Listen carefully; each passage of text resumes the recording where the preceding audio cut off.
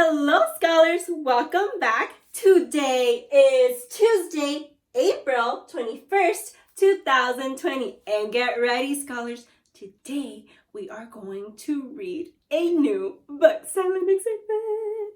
Well, scholars, here's the book that we are going to be reading. It is called The Twits. Go ahead and make a quick prediction. What do you think is going to happen in the story? Well, what do you think is going to happen in the story? Are you tricking me? When I say go, you're going to tell me your prediction. Get ready, go. That is a great prediction, scholars. Well, as we are reading the Twits, we are going to think about character traits. The character.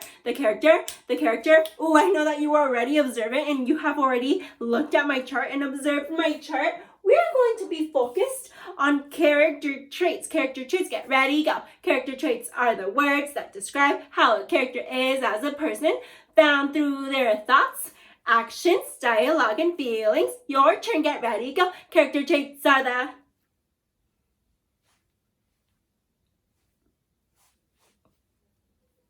So we got that. Pizza chair, get ready, go. Sizzle, sizzle, sizzle. Not done yet. Sizzle, sizzle, sizzle. Perfect. I am also wondering too, if you made your predictions based on a character's personality. I know, scholars, as we are making predictions, we have to look at a character's personality and think about, how is this person like? And based on what we know about this person, what are they going to do? What can we predict they are going to do in the future? Scholars, as we are reading, we are still going to keep making predictions, and we are going to introduce the characters that we are going to be focused on or reading about this book, and we're going to give them a juicy character trait. Say, oh, so juicy.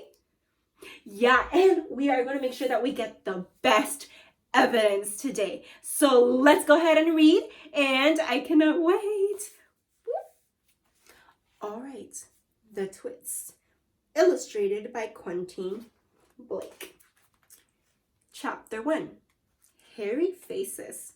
What a lot of hairy-faced men there are around nowadays. When a man grows hair all over his face, it is impossible to tell what he really looks like. Perhaps that's why he does it. He'd rather you didn't know. Then there's the problem of washing.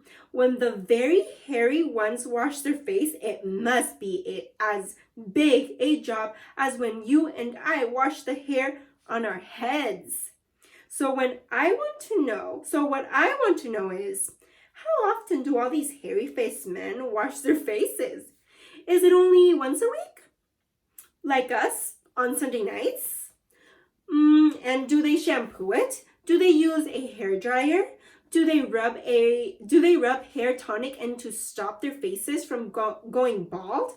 Do they go to a barber to have their faces cut and trimmed, or do they do it themselves in front of the bathroom mirror with nail scissors? I don't know, but next time you see a man with a hairy face, which will probably be as soon as you step out onto the street, maybe you will look at him more closely and start wondering about some of these things. Mr. Twit. Mr. Twit was one of these very hairy-faced men. Oh, look at him. The whole of his face, except for his forehead, his eyes, and his nose was covered with thick hair. The stuff even sprouted in revolting tufts out of his nostrils and ear holes. Mr. Twit felt that this hairiness made him look terrifically wise and grand, but in truth, he was neither of these. Mr. Twit was a twit. He was born a twit, and now at the age of 60, he was a bigger twit than ever. The hair on Mr. Twit's face didn't grow smooth and matted as it does on most hairy-faced men. It grew in spikes that stuck out straight, like the bristles of a nail brush, And how often did Mr. Twit wash this bristly, nail-brushy face of his? The answer is never. Not even on Sundays. He hadn't washed it for years. Scholars, I am going to read this part called Dirty Beards, the next chapter called Dirty Beards. As I am reading, I want you to think about, I want you to, what is Mr. Twit like? What is Mr. Twit? What is Mr. Twit? Listen carefully and follow through. Dirty Beards. As you know, an ordinary unhairy face like yours or mine simply gets a bit smudgy if it is not washed often enough. And there's nothing so awful about that, but a hairy face is a very different matter. Things cling to hairs, especially food. Things like gravy go right in among the hairs and stay there. You and I can wipe our smooth faces with a washcloth and we quickly look more or less all right again. But the hairy man cannot do that. We can also, if we are careful, eat our meals without spreading food all over our faces. But not so the hairy man. Watch carefully next time you see a hairy man eating his lunch, and you will notice that even if he opens his mouth very wide, it is impossible for him to get a spoonful of beef stew or ice cream and chocolate sauce into it without leaving some of it on the hairs. Earlier I asked you, what is Mr. Twit like? I know that we cannot answer this question unless we have evidence. Unless we have, when I am looking at our evidence, I'm going to place the evidence here. When I am looking at the evidence, scholars, I want you to think about any thoughts, actions, dialogue, or feelings that can describe Mr. Twit. How do we know him? What is he doing? What is he saying? Or maybe what is he thinking? I don't know. How is he like? Go ahead and find your evidence and point to it. Go.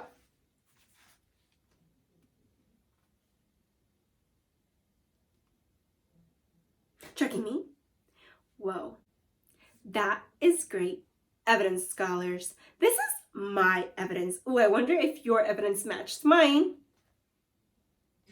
All right, scholars, as we keep going, as we keep brainstorming on how this person is, we're going to walk really quickly to my character trait wall, to my character trait, and we are going to see if it matches to anything that we have thought about.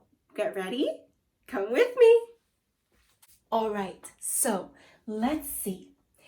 Does our evidence match up to being a positive character trait? Oops, where does this magnet go?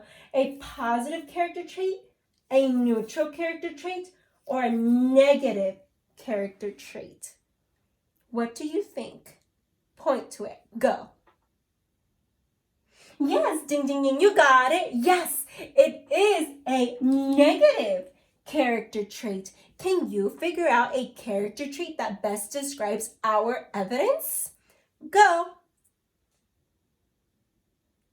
Well, that is a good character trait. Maybe you found yourself maybe not thinking about a character trait or matching up to anything that is right here. So I want you to use your brain. I want you to use your to think about a character trait for Mr. Twit. Get ready? Go.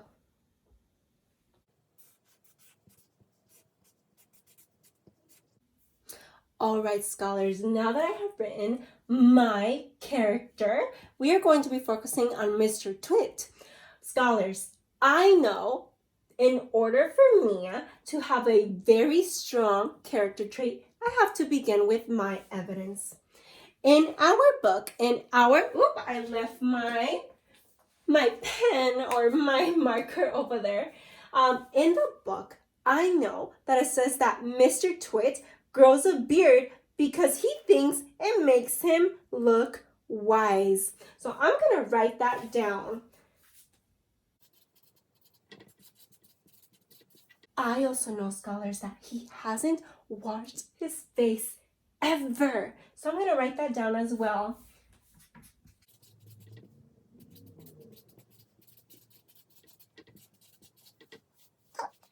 And the text says that he leaves bits of his food in his beard.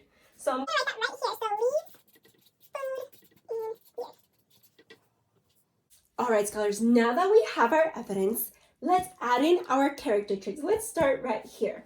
If a person grows a beard because he thinks that it makes him look wise, scholars, first of all, I know that he does not look wise. He is thinking way too highly of himself. And I know this word that when you think very highly of yourself is called vain.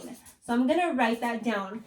I also know another synonym for this could be either conceited. Maybe you got that one as well. Super cool. Let's keep going. If he never has washed his face, scholars, I think that this person is... Well, yes, I do agree. I also think that he is a dirty person. And I might even say that he is disgusting, scholars, because he leaves food in his beard. Well, I wonder if you can think of another book whose character make a text-to-text connection, whose character also is dirty or disgusting. Can you think of one? Go. So let's keep reading. Watch carefully next time you see a hairy man eating his lunch, and you will notice that even if he opens his mouth very wide, it is impossible for him to get a spoonful of stew or ice cream and chocolate sauce into it without leaving some of it on his hairs. Mr. Twit didn't even bother to open his mouth wide when he ate. As a result, and because he never washed, there were always hundreds of bits of old breakfasts and lunches and suppers sticking to the hairs around his face. Scholars, pause right here. I know that this supports our idea that he is disgusting because he leaves food in his beard. Scholars, we also mentioned that he also likes leaving that chocolate sauce. That is so gross. Let's keep reading very quickly. They weren't even big bits, mind you, because he used to wipe those off with the back of his hand or on his sleeve while he was eating. But if you looked closely, not that you'd ever want to, you would see tiny little specks of dried up scrambled eggs stuck to his hairs, and spinach and tomato and ketchup and fish sticks and minced chicken livers and all the other disgusting things Mr. Twit liked to eat. Oh, look at this picture. Can you see those bits of pieces in his beard? Let's keep reading. If you looked closer still, hold your noses, ladies and gentlemen. If you peer deep into the mousy bristles sticking out over his upper lip, you would probably see much larger objects that had escaped the wipe of his hand. Things that had been there for months and months, like a piece of maggoty green cheese or a moldy cornflake, or even the slimy tail of a tinned sardine. Because of all this, Mr. Twit never went really hungry. By sticking out his tongue and curling it sideways to explore the hairy jungle around his mouth, he was always able to find a tasty morsel here and there to nibble on. What I am trying to tell you is that Mr. Twit was a foul, smelly old man. He was also an extremely horrid old man, as you will find out in a moment. Ooh, look at this. Ooh, that is magnified, scholars. That is zoomed in to his beard. Let's keep reading. This chapter is called Mrs. Twit. Mrs. Twit was no better than her husband. She did not, of course, have a hairy face. It was a pity she didn't, because that, at any rate, would have hidden some of her fearful ugliness. Take a look at her. Ooh, look at her. Have you ever seen a woman with an uglier face than that? I doubt it. But the funny thing is that Mrs. Twit wasn't born ugly. She had quite a nice face. When she was young, the ugliness had grown upon her year by year as she got older. Why would that happen? I'll tell you why. If a person has ugly thoughts, it begins to show on the face. And when the person has ugly thoughts every day, every week, every year, the face gets uglier and uglier until it gets so ugly that you can hardly bear to look at it. Look at that. A person who has good thoughts cannot ever be ugly. You can have a wonky nose and a crooked mouth and a double chin and stick out teeth, but if you have good thoughts, they will shine out of your face like sunbeams, and you will always look lovely. Scholars, what causes Mrs. Twit to be so ugly? I want to hear your response. Go. Ooh, great answer. That shows me that you were paying attention. Let's keep reading. Nothing good shone out of Mrs. Twit's face. In her hand, she carried a walking stick. She used to tell people that this was because she had warts growing on the sole of her left foot, and walking was painful. But the real reason she carried a stick was so that she could hit things with it. Things like dogs and cats and small children say, "Oh no!" And then there was the glass eye. Mrs. Twit had a glass eye that was always looking the other way. Scholars, let's pause right here. I want to know, what is Mrs. Twit like? What is Mrs. Twit like? Oh, I know that you're going to find your evidence first. Let's go. Go.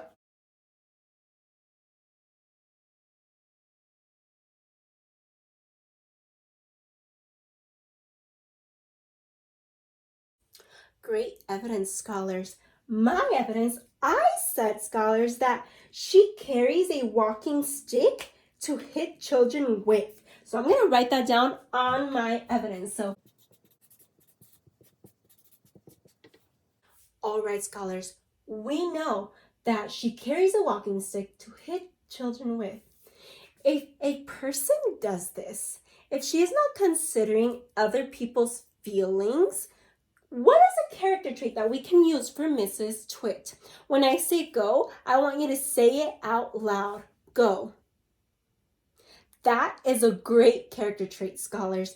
I also said, I went straight to my character traits and I said that she will have a negative character trait. And I was thinking of negative character traits, and what came to my mind was that she was a mean person. She was a mean person because she was hitting children with it. That is an action. That is in. I also want to write down, scholars, that on my evidence that she had a mean face or an ugly face because she was thinking negative thoughts. So I want to write that down.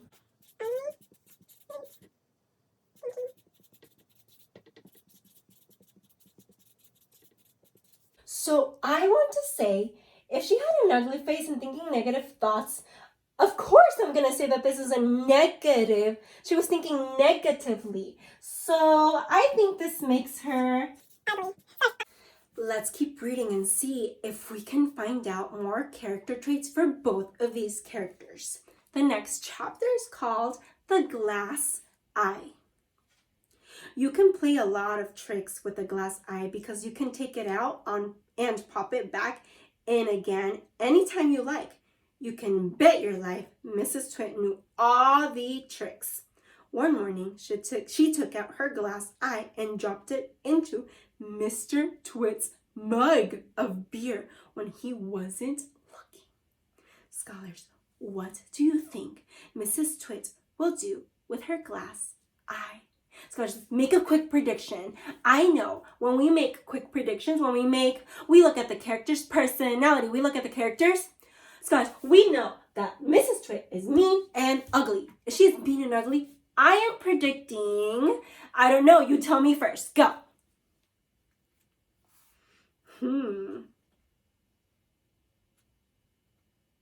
Tracking me?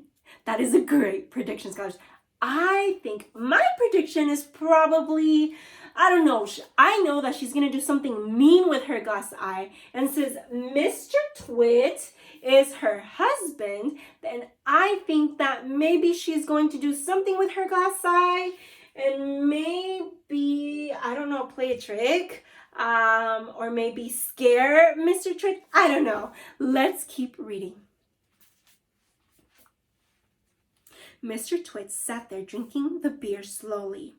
The froth made a white ring on the hairs around his mouth. He wiped the white froth onto his sleeve and wiped his sleeve on his trousers.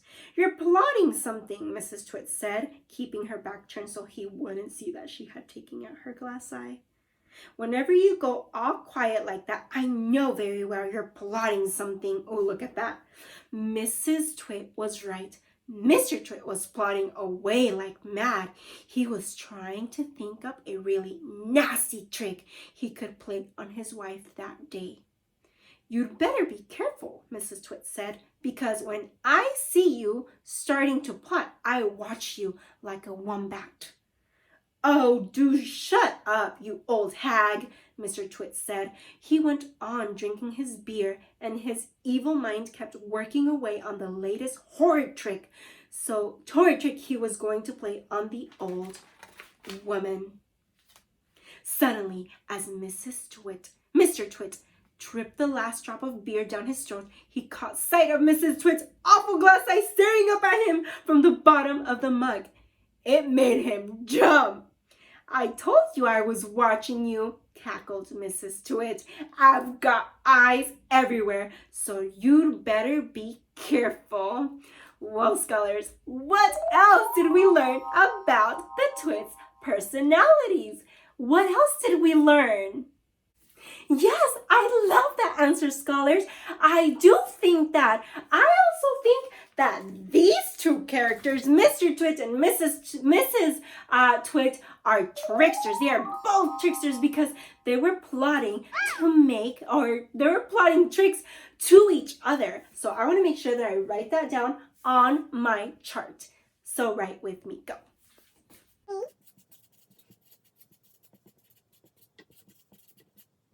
Plans to play tricks on wife, and I'm gonna say plans to play tricks on husband. So if they are both planning to play tricks on each other, I'm gonna say that they are tricksters. Oh my goodness.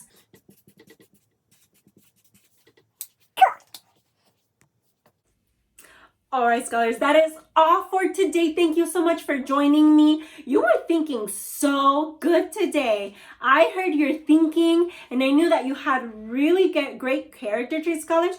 I wonder if you can use all of that evidence too when we read the following chapters in this book. I'll see you next time. Goodbye.